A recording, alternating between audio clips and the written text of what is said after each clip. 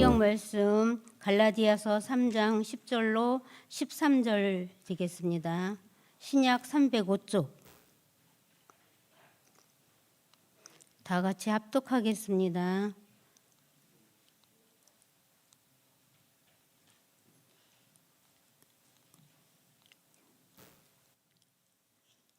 무릇 율법 행위에 속한 자들은 저주 아래에 있나니 기록된 바 누구든지 율법책에 기록된 대로 모든 일을 항상 행하지 아니하는 자는 저주 아래에 있는 자라 하였음이라. 또 하나님 앞에서 외롭게 되지 못할 것이 분명하니 이는 의인은 믿음으로 살리라 하였음이라.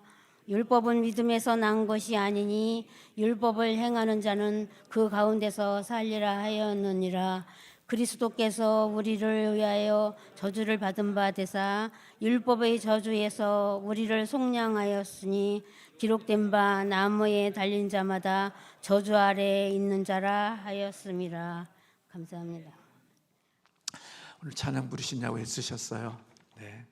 연습하는 것도 제가 들으려고 들은 게 아니라 들었는데 중간에 간지할 때 삑소리도 안 나고 잘하셨고, 또 속도를 맞추느냐, 느리게 해야 되냐 빠르게 해야 되냐 막 서로 잘 맞춰서 너무 잘하셨습니다. 기도 중에 이거 뭐지 또 그것도 아주 너무나 인간적이었고 너무나 좋았습니다. 하나님 있는 모습 그대로 우리를 받으실 줄로 믿습니다. 광고 말씀을 먼저 제가 드릴게요. 우리 차량부 광고인데요. 여호와 행적찾기 특별 새벽 기도회에 우리 찬양팀에서 새벽 차량을 운행해 준다고 합니다. 혹시 새벽에 함께 새벽을 깨우고 함께 하시기 원하시는 분은 우리 문철식 집사님에게 얘기해 주시고 또 신청해 주시면 차량 운행팀에서 잘 시간을 배열해서 섬기겠다고 합니다. 그렇게 하니까 꼭 그렇게 해주시면 고맙겠고, 오늘 우리 주보가 좀 달라졌죠? 네, 저희 예배당하고 또 비전센터를 같이 넣어서 저는 사진 파일을 보내줬는데 화가가 이렇게 잘 그려주셔서 저희 교회 이미지를 이렇게 해주셨습니다. 그래서 앞으로 저도 이런 조감도를 하나 갖고 싶었는데 그게 없어서 아쉬웠는데 우리 잘 그려주시고 해서 저희 교회 이미지를 가지고 있고요. 제가 보니까 우리 교회가 이래 봐도요, 시시한 것 같아도요, 이 강북구에요 제일 높은 곳에 있어요. 종탑이 제일 높은 곳에 있습니다. 저도 하나님께 기도하고 있습니다. 가장 빛을 많이 발하는 교회가 될 수 있도록 하나님께서 이 교회를 복되게 하시고, 하나님이 주신 비전센터가 이 지역과 함께하는 그런 좋은 연결되어지는 플랫폼이 되기를, 지금은 시시해 보여도요 언젠가 하나님이 저 곳을 통해서 세상을 섬기고 세상과 연결되게 하는 아주 좋은 다리의 역할을 할 것이라고 기도하고 하나님께 중보하고 있습니다. 여러분도 예배될 주보가 좀 바뀌었네 그러지 마시고, 오늘 기도하신 대로 빈자리가 다 채워지고 건강한 교회가 되어서 이 지역에 참 등대로서 빛을 쫙 비칠 수 있는 그런 아주 귀한 교회로 세워질 수 있도록 여러분들이 늘 기도하시고 중보해 주시면 감사하겠습니다. 오늘 우리가 죄를 지을 때, 하나님께 죄를 지을 때 다시 하나님과 어떻게 화목할 수 있을까, 그런 부분에 대해서 같이 함께 말씀을 나누고자 합니다. 하나님께 잘못했으니까 하나님 잘못했습니다 그렇게 빌면 다 용서가 되어지는 것일까? 우리가 부모님에게 잘못했으면 잘못했습니다 그렇게 빌면 용서가 되어지죠. 온전한 용서는 또 되지 않고 나중에 또 끄집어 올려서 또 얘기하시더라고요. 그러니까 참 용서는 되지 않았지만 아무튼 용서가 된 것처럼 하고 넘어갑니다. 그럼 우리가 하나님께 이제 잘못했습니다라고 용서를 빌면 하나님께서 그 죄에 대하여 하나님이 용서해 주실까? 그렇지 않습니다. 하나님의 용서의 방법과 인간의 용서의 방법이 같지 않습니다. 그 차이는 뭐냐면 우리는 죄인으로서 죄인을 용서하는 것이고 하나님은 의인이시기 때문에 인간이 용서하는 방법과 하나님이 용서하는 방법이 같지 않다는 것입니다. 이 차이를 놓치고 살기 때문에 복음의 가치를 모르는 겁니다. 그냥 하나님께 용서하면 용서가 되는 거구나, 그렇게 생각하고 살기 때문에 우리가 세상 사람들에게 용서받는 거나 하나님께 용서받는 거나 그것이라고 생각하고 살기 때문에 복음이 얼마나 중요하고 복음이 얼마나 가치 있는지를 모르고 살아가는 것입니다. 하나님과 우리의 인간 사이에 중보자나 또 우리를 구원할 수 있는 자는 아무나 할 수가 있는 것이 아닙니다. 우리가 세상 사람들처럼 중보하는 그런 역할을 통해서 하나님이 우리의 죄를 용서하고 우리의 것들을 구원해 주시는 것이 결코 아니라는 것입니다. 그러면 하나님과 인간을 화목하게 할 수 있는 중보자의 자격은 무엇일까? 오늘 그것이 12문에서 15문까지 하이델베르그 요리문답에 나오는 내용들입니다. 12문을 우리 한번 같이 읽도록 하겠습니다. 우리가 하나님의 의로운 심판에 의해 우리는 이 세상에서 그리고 영원히 형벌을 받을 것이 마땅한데 어떻게 이 형벌을 피하고 다시 하나님의 은혜를 입을 수 있습니까? 여기에 대한 답을 우리 한번 같이 읽도록 하겠습니다. 하나님께서는 자신의 의가 만족되기를 원하십니다. 따라서 우리는 스스로든 아니면 다른 이에 의해서든 죄값을 완전히 치러야 합니다. 하나님은 우리가 잘 아는 대로 공의로우신 분입니다. 그렇기 때문에 하나님은 불의를 용납하시지 않습니다. 하나님의 법을 어긴 자에게는 반드시 하나님의 심판이 한시적인 형벌과 영원한 형벌이 동시에 받게 되어진다고 하는 것입니다. 그러므로 사람들의 삶은 비참하게 되고 그의 마침은 영원한 죽음의 고통을 겪게 되어지는 것이 우리 죄인들의 삶의 모습들인 것입니다. 이런 모습 속에서 하나님의 형벌을 피하고 우리가 하나님의 은혜를 입어 다시 하나님과 화목해 되어질 수 있는 방법이 무엇인가? 그것은 하나님의 의를 만족시켜야 한다는 것입니다. 사람의 의를 만족시키는 것이 아니라 하나님의 의를 만족시켜야 합니다. 인간의 범죄는 하나님의 의를 파괴한 것이기에 하나님과의 회복은 누구를 통해서 하나님의 의를 만족시킴을 통하여서 우리는 회복이 될 수가 있습니다. 그러면 우리가 어떻게 하나님의 의를 만족시킬 수 있을까요? 우리가 하나님의 율법을 잘 지키면 하나님의 의를 만족시킬 수 있을까요? 네, 하나님의 율법을 다 지키면 우리는 하나님의 의를 만족시킬 수 있습니다. 그러나 여러분, 우리 인간이 하나님의 의를 다 지킬 수 있습니까? 아닙니다. 인간은 하나님의 의를 다 지킬 수가 없습니다. 오늘 우리가 읽은 갈라디아서 3장 10절에 있는 말씀대로 무릇 율법 행위에 속한 자들은 저주 아래 있나니 기록된 바 누구든지 율법책에 기록된 대로 모든 일을 항상 행하지 아니하는 자는 저주 아래에 있는 자다. 하나님의 율법 하나만 어겨도 그들은 저주 아래에 있는 자라고 성경은 말씀하고 있는 것입니다.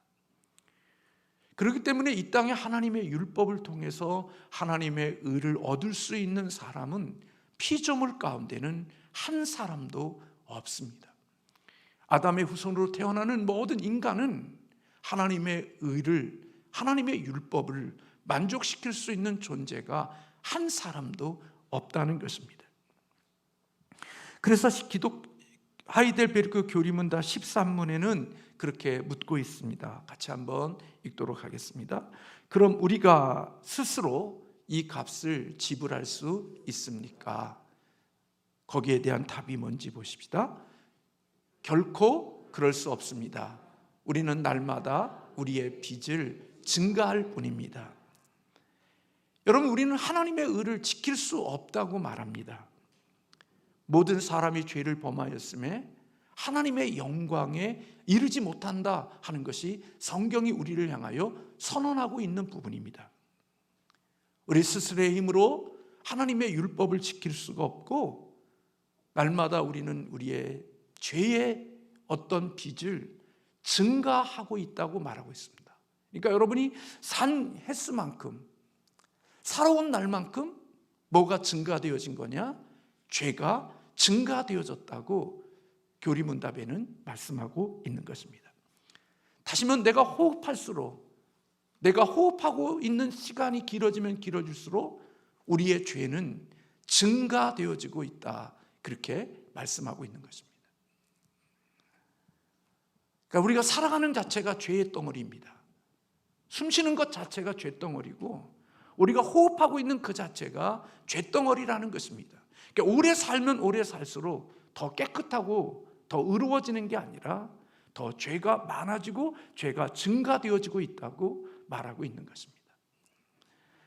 바울은 로마서 7장 15절에 내가 행하는 것을 내가 알지 못하나니 곧 내가 원하는 것은 행하지 아니하고 도리어 미워하는 것을 행한다.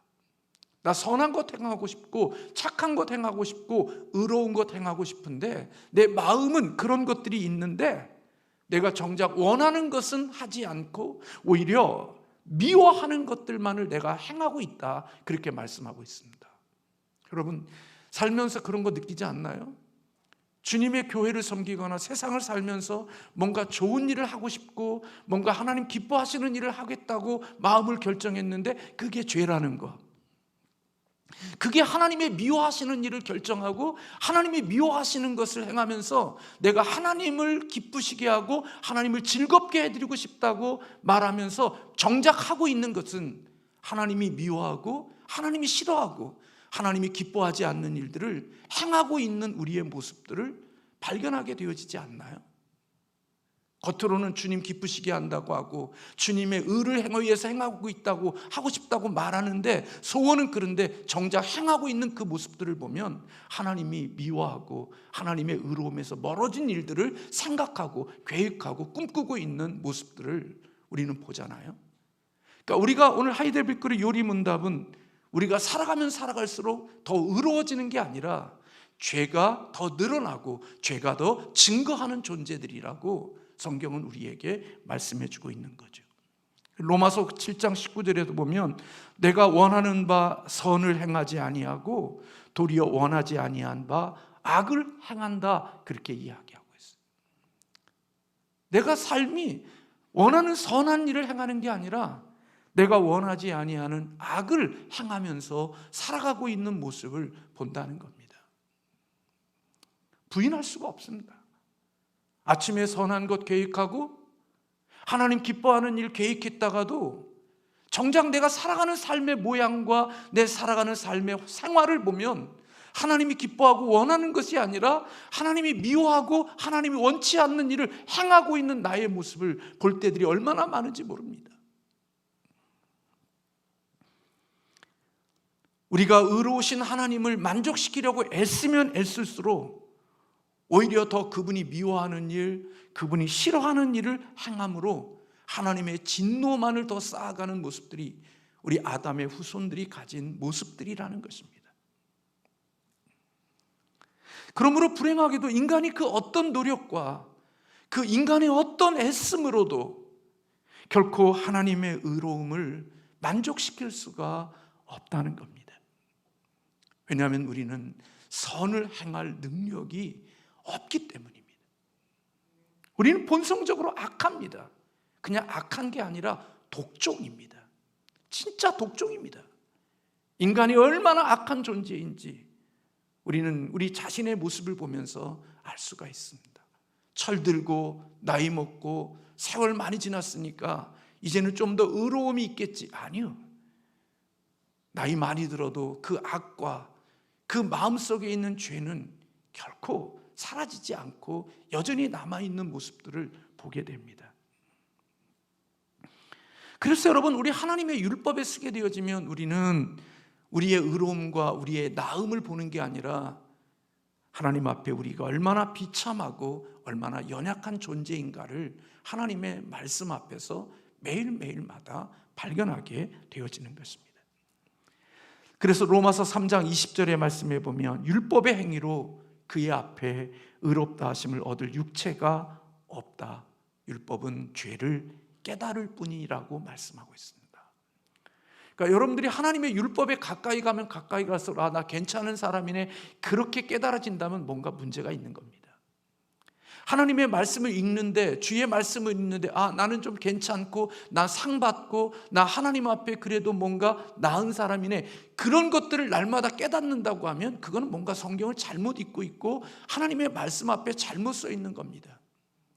그러니까 성경을 대면해 보지 않고 하나님의 말씀 앞에 서보지 못한 사람들은 자기가 괜찮은 사람인 줄로 착각하고 살지만, 매일매일마다 하나님의 말씀 앞에 서본 사람들은 자기가 깨끗하고 괜찮은 사람인 것을 생각하는 게 아니라 하나님의 말씀 앞에 머물면 머물수록 소망 없고 나 같은 죄인이고, 정말 태어날 때부터 죄인이고 내 살아가는 것이 죄덩어리라는 사실을 하나님의 말씀 앞에 쓰면 쓸수록 더 무겁게 느껴지고, 바울이 고백한 것처럼 나는 죄인 중에 괴수라고 고백하게 되어지는 그 일들이 하나님의 율법 앞에 서본 사람들이 하는 일인 것입니다. 그러니까 주의 말씀 앞에 서본 사람들이 주의 일하면 항상 부족합니다. 하나님 모자랍니다. 죄송합니다. 하나님이 받은 은혜에 비하면 내가 하는 일이 너무나 적습니다. 근데 하나님의 율법과 하나님의 말씀 앞에 서보지 않는 사람들은 자기가 괜찮은 사람이고 주님을 위해서 대단한 일을 하고 있는 것처럼 생각하고 교만한 마음을 가지는 이유가 뭐냐? 하나님의 말씀 앞에 자신이 서본 적이 별로 없기 때문입니다. 인간의 기준으로, 인간의 생각으로, 사람들이 생각하는 그런 기준으로 자기를 서보니까 그래도 자기는 괜찮고 이 정도 되면은 뭔가 된 것처럼 생각하지만, 실제로 하나님의 율법 앞에 서게 되어진 사람은 하나님, 나 그런 자격 없습니다. 하나님, 나 같은 사람이 어떻게 주님을 위해서 일할 수 있어요? 그래서 나를 써주시는 것, 나를 불러주시는 것, 나 같은 자를 통하여 오늘 또 놓지 않으시고 이렇게 일하게 하시는 그 주의 은혜가 너무나 감사한 겁니다. 그래서 율법을 가까이 하면 가까이 갈수록 자신의 죄를 보지 자신의 의로움을 보도록 되어져 있지 않습니다. 그래서 율법은 우리가 죄의 노예임을 보게 해주죠. 하나님의 말씀을 가까이 하면 가까이 할수록 더 자신의 모나고 그리고 흠있고 그런 모습들을 보는 겁니다. 검은 곳에서, 캄캄한 곳에서 거울을 보면 내 모습에 흠을 잡을 게 없습니다. 근데 밝은 빛 앞에서 거울을 보면 나의 작은 점과 나의 작은 티도 보이는 것입니다. 하나님의 말씀 앞에 일주일 동안 살면서 주님의 말씀 앞에 서본 적이 없고 주님의 말씀 앞에서 머문 적이 없으니까 항상 인간의 기준과 인간의 생각 속에서 내가 저보다 더 나은데, 내가 저보다 훨씬 더 나 괜찮은 사람인데 그런 고백을 하지, 매일매일 하나님의 말씀 앞에 머물고 주의 말씀을 묵상하고 주의 말씀이 그 속에서 살아가는 사람들은 하나님의 말씀 앞에 쓸 때마다 내가 은혜로 사는구나, 내가 주님의 은혜 아니면 내가 쓸 수 없는 자라는 사실을 더 처절하게 깨닫게 되어지고 자기의 무너짐을 발견하게 되어진다는 것입니다. 그래서 결국 나는 이런 소망 없는 자라는 사실을 알게 되어지고, 결국 나를 이 죄에서, 이런 엄청난 곳에서 나를 구원해 줄 수 있는 자가 누굴까 하고 우리를 이 죄에서 구원해 줄 중보자를 찾게 되어지고 그 중보자를 구하게 되어지는 일들이 있게 된다는 겁니다. 그래서 하이델베르크 14문에는 그렇게 이야기하고 있습니다. 같이 한번 그 문을 읽도록 하겠습니다. 그럼 우리를 위해 어떠한 피조물이라도 단지 피조물로서 우리를 대신하여 하나님의 의를 만족시킬 수 있는 자가 있습니까? 네, 답을 보겠습니다. 하나도 없습니다. 왜냐하면 첫째, 하나님께서는 인간이 진빚으로 인해 다른 피조물들을 형벌하기를 원치 않으십니다. 둘째, 어떤 피조물이라도 단지 피조물로서는 죄에 대한 하나님의 영원한 진노의 짐을 감당할 수 없고 그 진노로부터 다른 피조물을 구해낼 수도 없기 때문입니다. 그러니까 인간이 진 빚을 다른 피조물에게 찾을 수가 없다는 겁니다. 첫째는 사람이 지었는데 짐승에게 그 죄값을 대신 물을 수가 없다는 겁니다. 그래서 여러분, 구약에서는 인간의 죄를 대신해서 누가 죽어요? 짐승이 죽죠. 근데 여러분, 짐승이 죽는데 그게 끝나요? 아니요. 계속 하나님 앞에 나갈 때마다 짐승이 죽어나가야 돼요. 왜요? 그것은 진정한 우리의 죄의 문제가 해결되지 않았기 때문에 구약에서 짐승으로 제사를 드릴 때 하나님께 나아갈 때마다 짐승을 가지고 하나님께 나아가는 일들이 있어야 되는 거예요. 왜요? 죄가 완전하게 해결되어지지 않기 때문에. 그리고 어떤 피조물도, 피조되어진 존재는 결코 하나님의 영원한 진노의 짐을 감당할 수가 없다고 말해요. 그 진노로부터 피조물들을 구해낼 수 있는 존재가 없어요. 어느 누구도 피조물 중에는 하나님께로 우리를 인도해 줄 수 있는 사람이, 그 피조물이 없다는 거예요. 이 땅에 존재하는 성자, 성인, 저 사람은 법 없이도 살아, 그런 사람들을 아무리 데리고 와도 그들이 우리를 하나님께로 인도할 수 있는 능력이 없다는 것입니다. 이 땅에 있는 어떤 피조물도 의로우신 하나님의 진노를 만족시킬 수 있는 존재가 없습니다. 그렇기 때문에 우리는 어떠한 중보자와 구원자를 찾아야 되는가? 결국 우리가 잘 아는 대로 15문에서 그렇게 묻고 있습니다. 같이 한번 15문을 같이 읽겠습니다.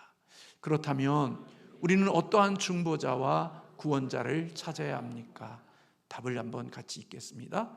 참 인간이고 의로운 분이시나 동시에 참 하나님이고 모든 피조물보다 능력이 뛰어나신 분이어야 합니다. 여러분, 이런 분이 이 세상에 있습니까?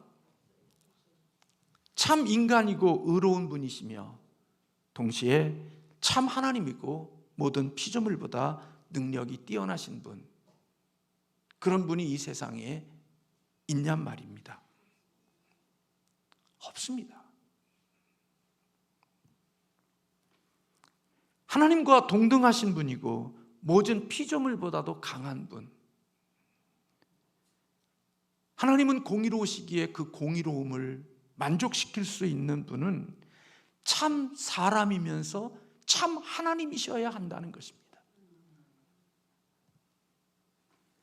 인간이 죄를 지었기에 죄에 대한 형벌을 감당할 사람이어야 하면 인간이어야 되는 거죠. 근데 하나님의 의를 만족시켜야 되니까 하나님의 의를 만족시킬 수 있는 흠없는 존재여야 하는 것입니다. 우리의 중보자이고 우리의 구원자이는 이 두 가지를 다 만족시키는 분이어야만 우리의 중보자가 될 수 있고 우리의 구원자가 될 수 있다는 것입니다. 인간이면서 죄가 없이 하나님의 의를 만족시킬 수 있는 존재.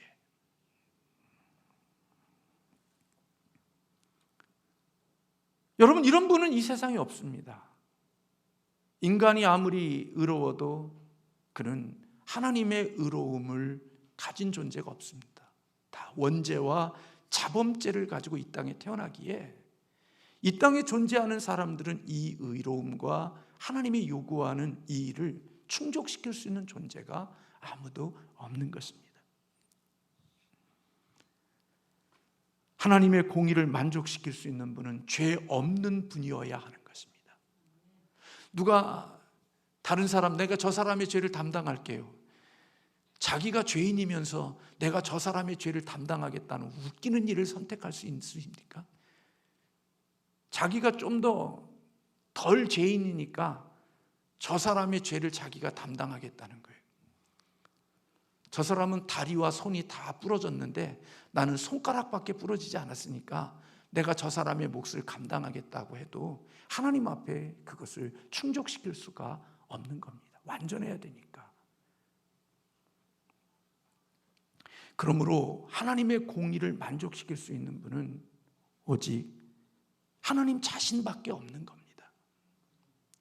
근데 그 하나님 자신이 직접 고난받으시고 죽으실 수는 없잖아요.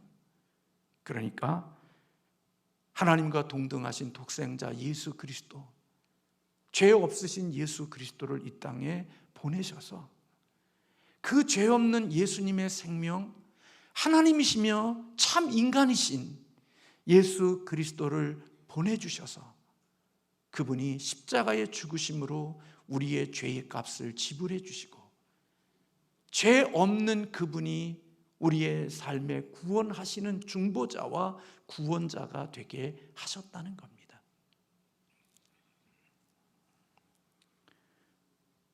그러므로 여러분, 십자가에서 예수님이 죽어야 할 이유가 바로 하나님의 공의를 만족시키기 위해서, 그 죄값을 치루어야 되니까 인간의 죄값을 치르기 위해서 흠 없는 예수 그리스도의 피가 흘려져서 하나님의 공의를 만족시킨 것입니다.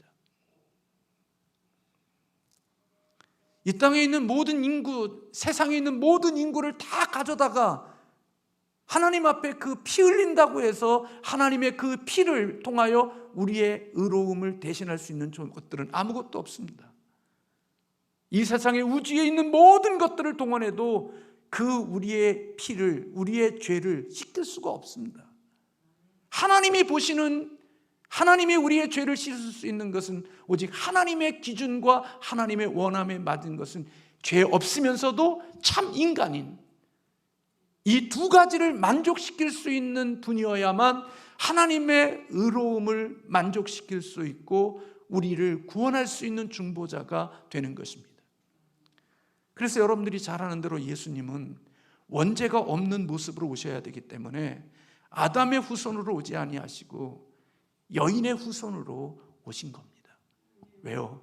원죄가 없는 아담의 후손이 아닌 죄가 없는 여인의 후손으로 성령으로 하나님의 영으로 잉태해서 이 땅에 인간으로 오시면서 원죄도 없고 이 땅에 사시면서 스스로 하나님 앞에 죄를 짓지 않는, 그래서 완전히 율법을 온전하게 지키신, 원죄와 자범죄로부터 완벽하게 죄가 없으신 그분이 십자가에 피 흘려 죽으심으로 말미암아 가장 하나님이 원하시는 그 기준에 맞는 의로움을 우리 주님께서 대신 지불해 주신 겁니다. 그래서 하나님은 예수 그리스도의 그 죄 없이 온전하신 율법의 완성자이신 예수 그리스도의 피 흘림을 보고 그 예수 그리스도와 연합한 사람들의 회개를 용서해 주시는 겁니다. 우리가 하나님 앞에 잘못했습니다 그랬기 때문에 용서해 주는 게 아니라 우리가 예수 그리스도의 의의 옷을 입고 그리스도의 생명을 가지고 있기에 예수의 생명 속에서 우리의 죄가 용서되어지는 거지, 내가 하나님 잘못했습니다 그것 때문에 용서해 주시는 게 아니란 말입니다. 사람에게 잘못해서 용서를 비는 것과 하나님 앞에 용서를 빌기 때문에 용서되어지는 것이 같지 않다는 것입니다. 이 세상에 우리보다도 더 착하게 살고 더 의롭게 살고 더 정결하게 사는 사람들이 하나님 앞에 섰을 때 하나님께 우리가 용서되어지고 더 착하게 살았으니까 하나님이 그를 깨끗하니까 용서해 주시고 받아주실 것 같지만 천만의 말씀입니다. 이 땅에 아무리 거룩하게 살아도 하나님 앞에 섰을 때 그는 용서 못 받습니다. 도덕적으로 정결하고 깨끗하다 할지라도 그는 하나님 앞에서 의로움이 될 수가 없습니다.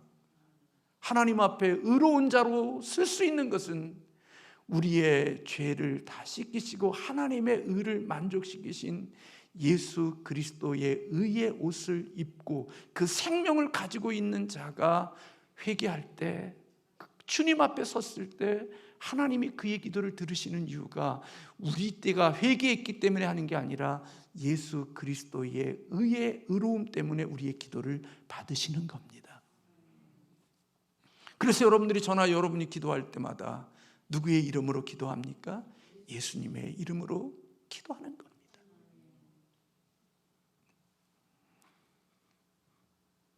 그러므로 사나 죽으나 우리의 유일한 위로는 예수 그리스도인 겁니다. 천주교인들한테 물어보십시오. 천국 갈 수 있습니까? 물어보면 대부분 말합니다. 착한 일 더 해야죠. 좋은 일 더 해야죠. 선한 일 많이 해야죠.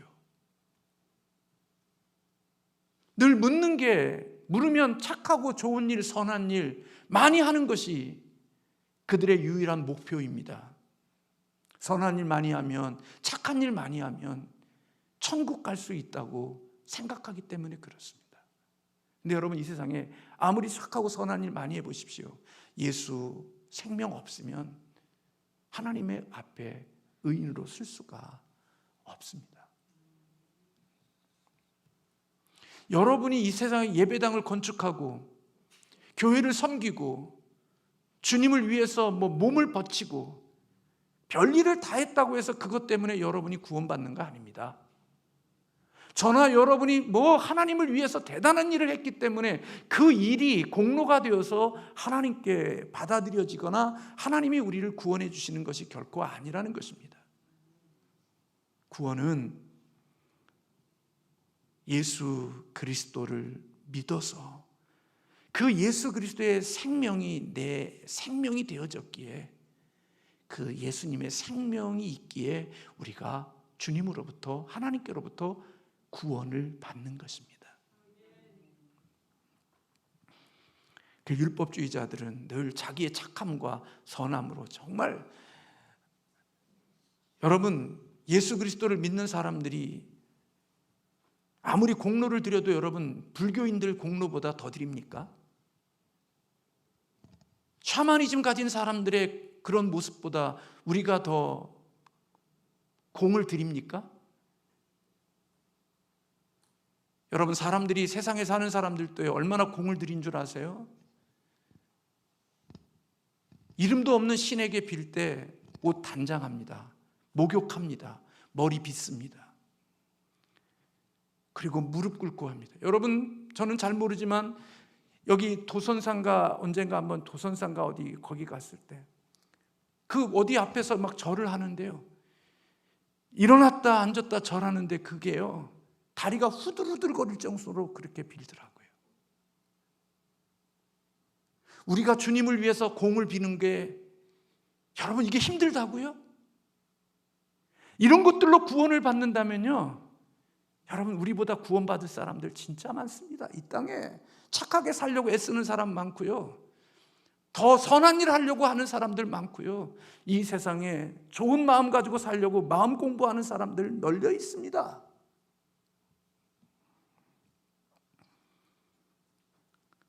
우리가 그런 것으로 구원받는 게 아니라 우리의 하나님의 의를 만족시키는 것은 바로 우리의 이 죄의 문제와 하나님의 의로움을 만족시킬 수 있는 예수 그리스도, 그 중보자 되시고 구원자이신 예수 그리스도를 내가 영접하고 그 예수 그리스도가 내가 있기 때문에 우리는 구원을 받을 수 있는 자가 되는 겁니다.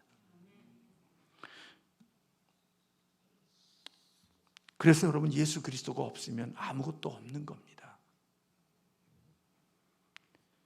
주님 없는 사람은 아무리 주님께 회개해도, 하나님께 회개해도 그 회개가 하나님께 받지 않습니다. 사람에게 잘못을 빌고 용서하는 것처럼 하나님께 그런 게 아니라 우리의 용서가 되어지는 것은 이미 그리스도께서 우리를 위해서 율법의 완성자로 우리의 죄를 다 씻어주셨기에 예수의 이름으로 기도하면 이미 주님이 이루신 그것 안에서 우리를 용서해 주시는 것입니다.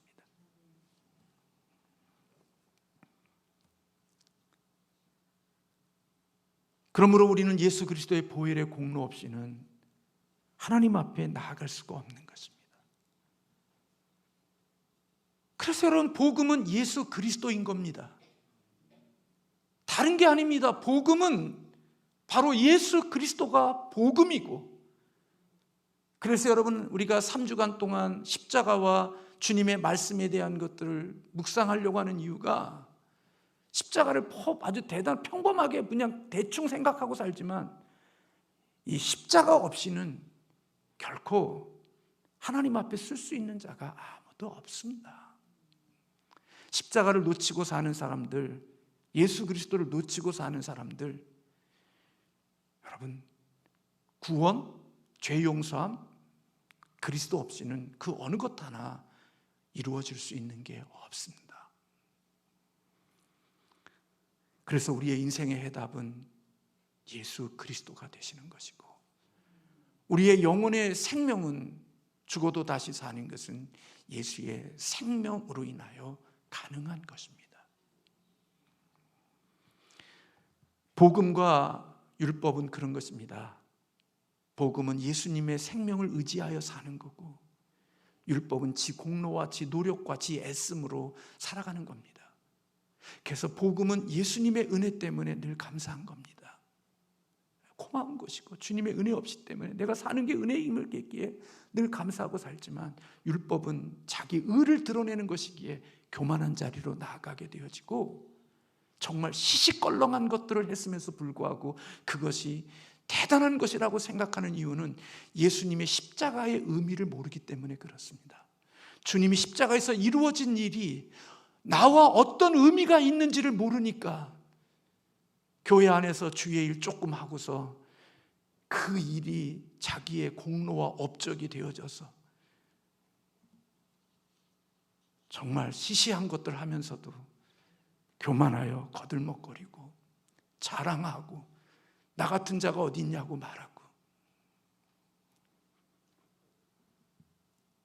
하나님 앞에서 진짜 복음이 주는 기쁨과 복음이 주는 은혜와 복음이 주는 평강과 복음이 주는 하나님의 나라를 경험해 보지 못하고 오직 자기 인간적인 그 기준 속에서 인생을 살다가 삶을 마치는 비참한 자가 되어지는 것이 복음과 율법의 차이인 것입니다. 우리의 중보자 되시고 우리의 구원자이 되시는 예수 그리스도를 마음으로 영접하고 그분과 함께 동행하며 사는 저와 여러분 되시기를 바랍니다. 동행은 내가 예수님을 이끌고 가는 게 아니라, 내가 예수님을 몰고 가는 게 아니라 왕이신 주님에게 이끌림을 받는 것이, 그게 구원인 것이고 그게 예수님과 동행하는 것입니다.